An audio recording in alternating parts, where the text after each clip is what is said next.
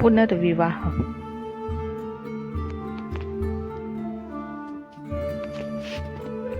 आज दिन भर दुकान पर शिखा का मन उचाट सा रहा। दिमाग में उथल पुथल मची रही। सुबह घर से निकलते समय ही माँ जी यानी शिखा की सास ने धीमे स्वर में कह दिया था कि बेटी शाम को जल्दी घर आ जाए, और उनके जल्दी घर आ जाने का अर्थ वह भली भांति समझती थी। इसलिए अनमनी सी रही वह दिन भर। बगल वाली बेला ने भी उसे 2-3 बार टोका। क्या बात है शिखा, आज इतनी उदास क्यों लग रही हो? शिखा मुस्कुरा भर दी। 5 बजे बेला और सामने वाली प्रज्ञा को दुकान का ख्याल रखने का कहकर घर चली गई। जाते ही देवम उसके पैरों से लिपट गए। माँ जी ने उसे चाय दी और तैयार होने को कहा। चाय पीकर शिखा ने हाथ मुंह धोया और कपड़े बदल तैयार हो गई।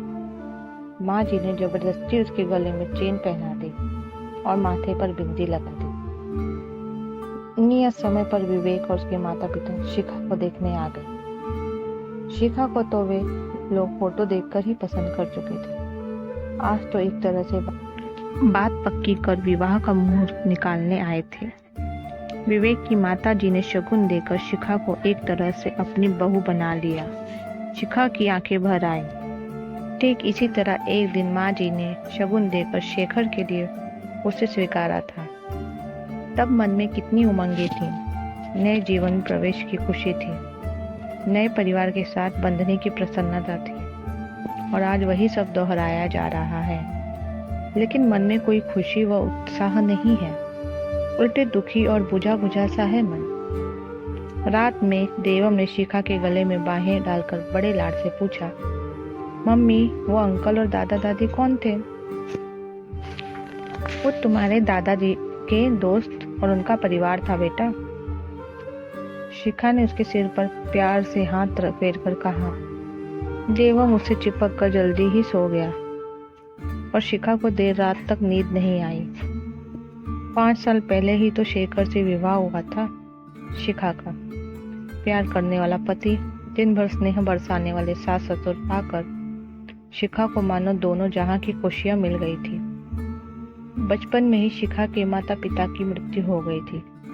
वह मामा मामी के यहाँ पली बढ़ी। उन्होंने उसे बहुत अच्छे से रखा। फिर भी शिखा का मन किसी को माँ पिताजी कहने को तरसता रहता। शादी के बाद शेखर के माता पिता ने उसे भरपूर प्यार दिया। शेखर उनका इकलौता बेटा था। शिखा के रूप में उन्हें बेटी भी मिल गई। साल भर के अंदर ही देवम का जन्म हुआ। शेखर ने बहुत प्यार से उसका नाम देवम रखा। अपने नए परिवार में शिखा बहुत संतुष्ट और प्रसन्न थी।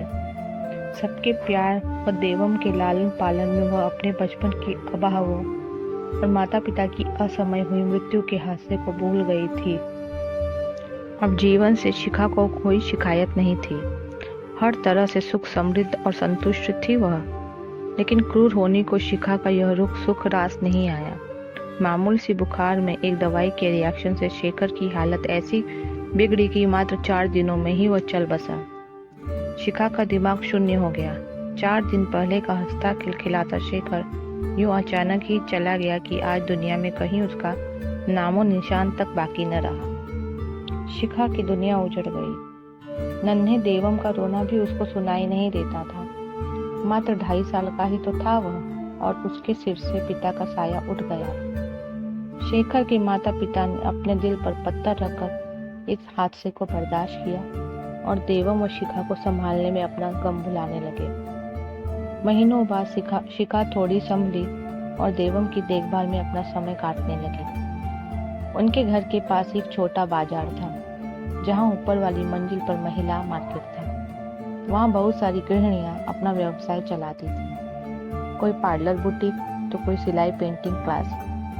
घरेलू काम से निवृत्त होकर औरतें अपनी अपनी दुकानों पर आ जाती। सब सहेलियां बैठी रहती, आपस में सुख दुख भी बांट लेती और कुछ रचनात्मक काम भी हो जाता।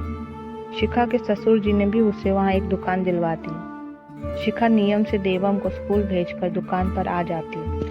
दिन भर ग्राहकों में और आसपास की औरतों से बातें करने में बीत जाता। बेला और प्रज्ञा से तो उसकी अच्छी घनिष्ठता हो गई थी।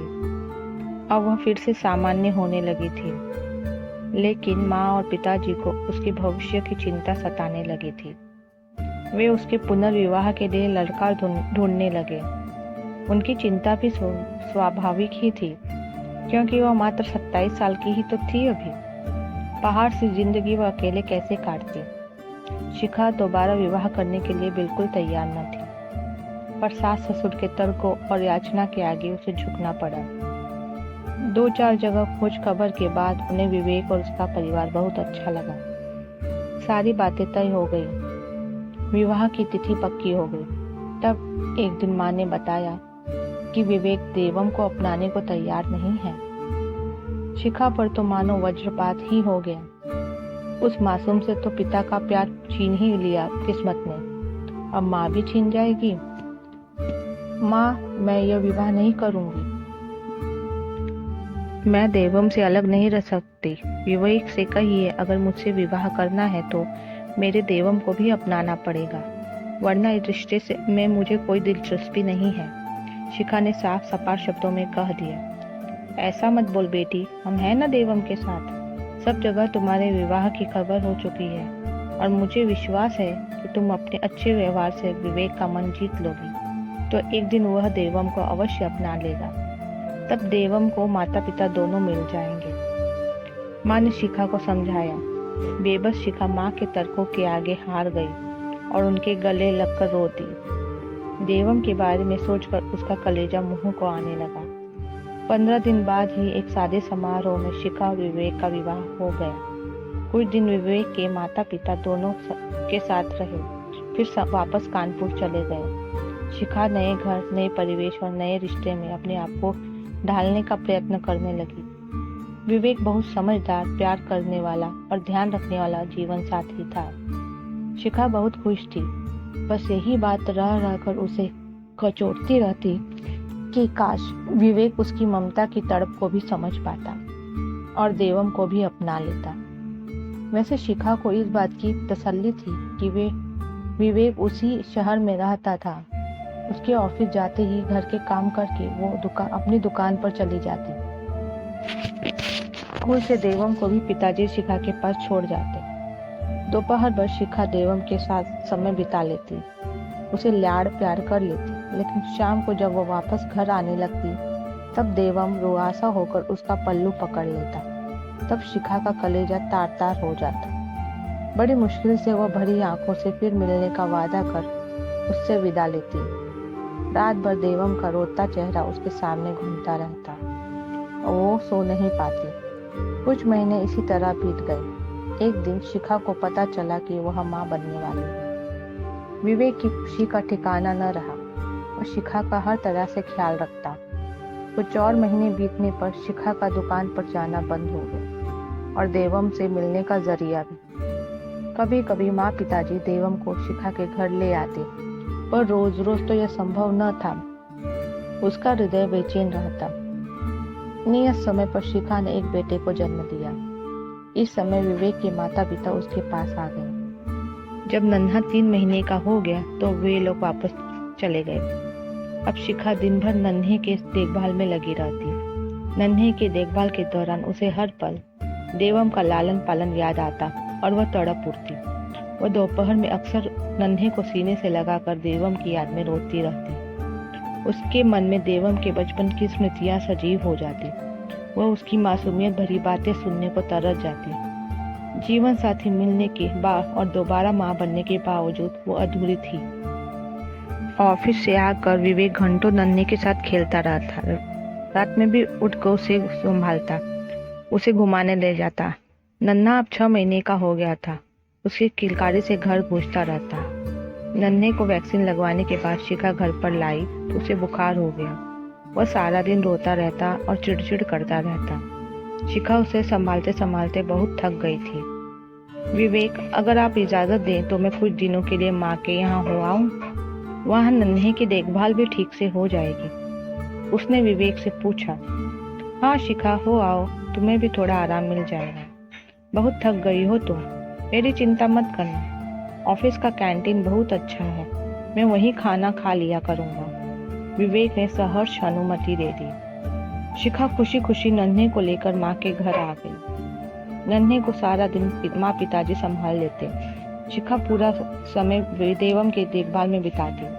उसे नहलाना धुलाना, खाना खिलाना सब वह करती। महीनों बाद देवम रात भर उससे लिपट कर सोया। वह उसे नई नई कहानियां सुनाती। शिखा बहुत खुश थी और उसकी ममता भी पूर्ण रूप से संतुष्ट थी। शिखा के जाने के बाद विवेक जब शाम को घर आता तो घर उसे काटने को दौड़ने लगता।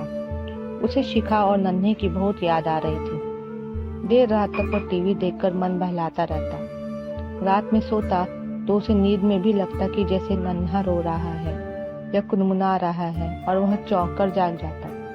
उसे न घर में न ही ऑफिस में चैन आ रहा था। ऑफिस में उसका मन काम में नहीं लगता और घर का सन्नाटा उसे खल रहा था। अचानक विवेक को एहसास हुआ कि वह तो बाप है, फिर भी 6 महीने के बेटे से 6 दिन की दूरी उसे सही नहीं जा रही है। लेकिन शिखा तो माँ है। 4 बरस जिस बेटे को उसने सीने से लगाकर पाला पोसा, उससे इतने महीनों वह किस तरह से अलग रह पाई होगी।